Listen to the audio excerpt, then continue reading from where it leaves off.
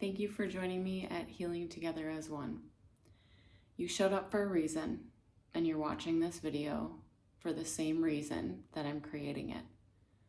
Today we're going to do some short perspective shifts just to help you when you need it, and you can do these throughout the day anytime you want.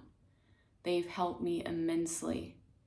I have struggled with perspective and feeling trapped inside of this world and this body. And I want you to know that there is a way out, even if it's just temporary at first.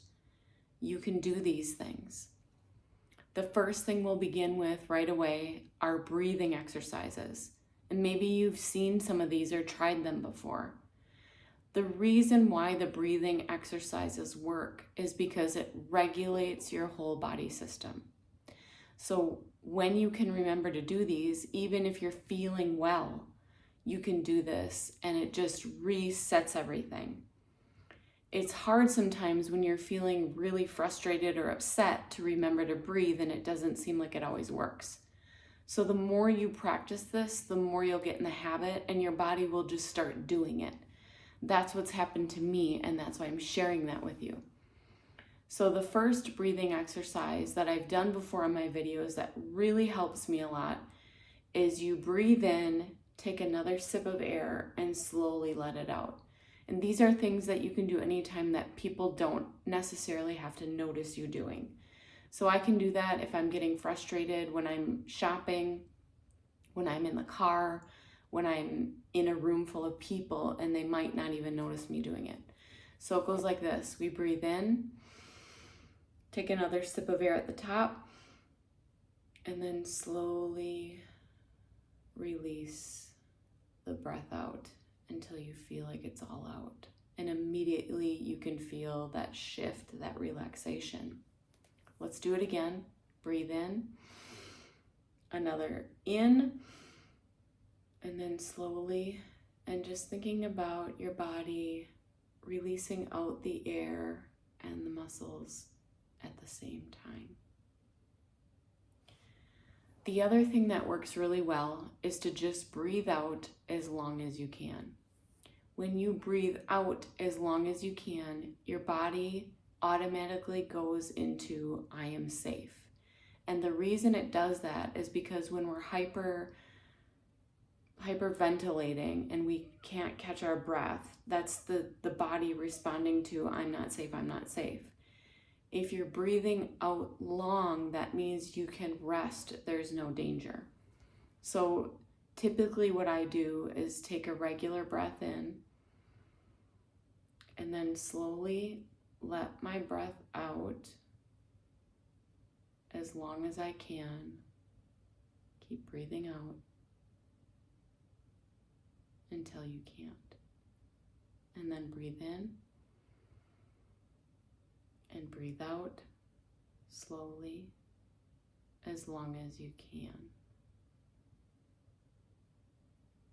You can also add a count to this one.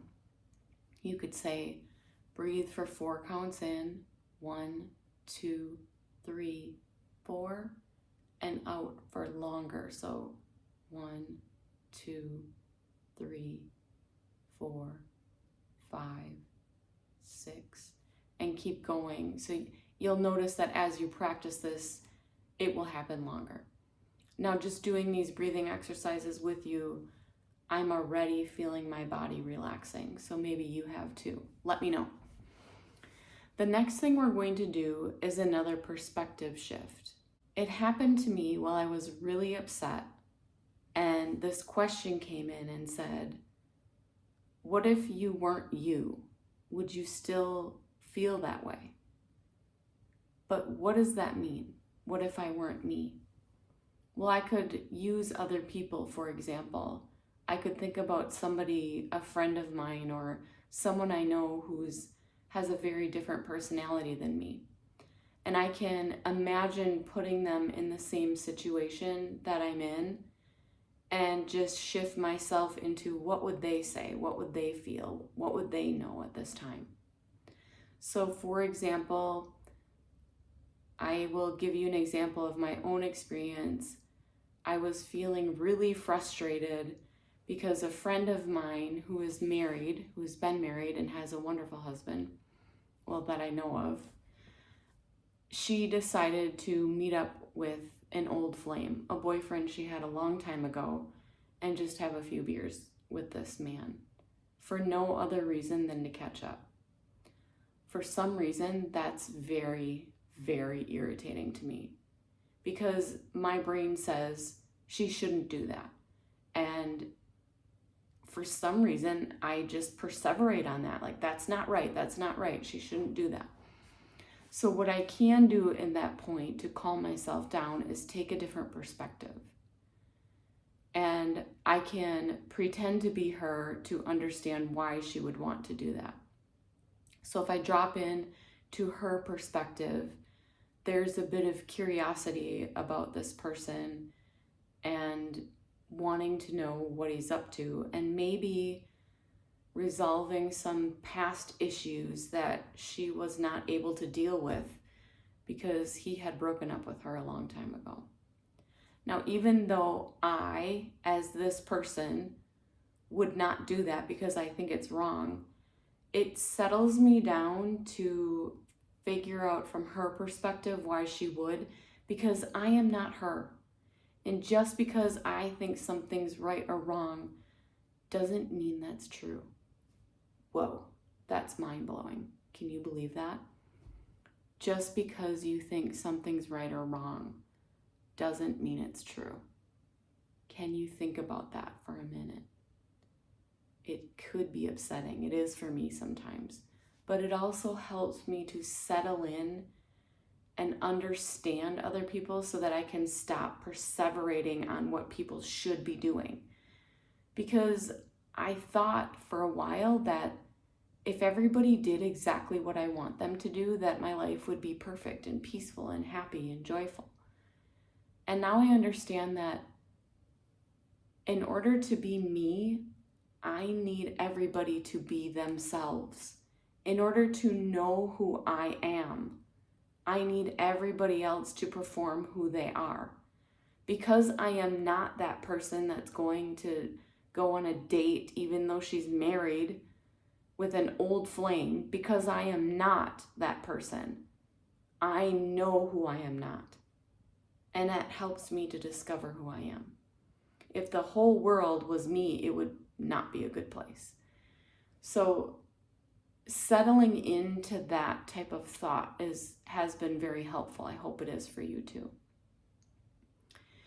The other thing that if you want to try, you can think about everything and its opposite. So I've listened to a lot of different religious texts and ancient texts and things like that, and it didn't always make sense to me. But see if I can describe this to you and that it makes sense for you, because it can be helpful. It helps me. For example, anger. What is the opposite of anger is no anger. So there's anger. And what is the angerless anger? There is love. What is the loveless love? There is sadness. What is the sadlessness sadness? There is plant. What is the plantless plant? There is me. What is the me-less me? And it might bring you to an idea of nothingness and someness. It might bring you to the idea of there is a screen that is blank, that everything comes from. So the noneless, none thing is the screen, and the something comes from that. So the angerless is the screen behind which the anger comes from. The sadlessness is that screen from which the sadness comes from. The plantless is the blank screen from which the plant comes from. And you can play around with that. Sometimes I just close my eyes and things just keep popping in that I think that. So I hope this is helpful for you. This has been very helpful for me. And I hope you enjoyed these techniques and that you try them out. And if you have any other techniques, that you can share them in the comments for the community. Anything that you have would be very helpful to everybody here. I'd love to hear your stories and what you do to help yourself in this crazy, loving, whatever, hateful, loving, obnoxious world that we're in. So I'd love to hear your stories. Thank you for joining me today. Have a great day.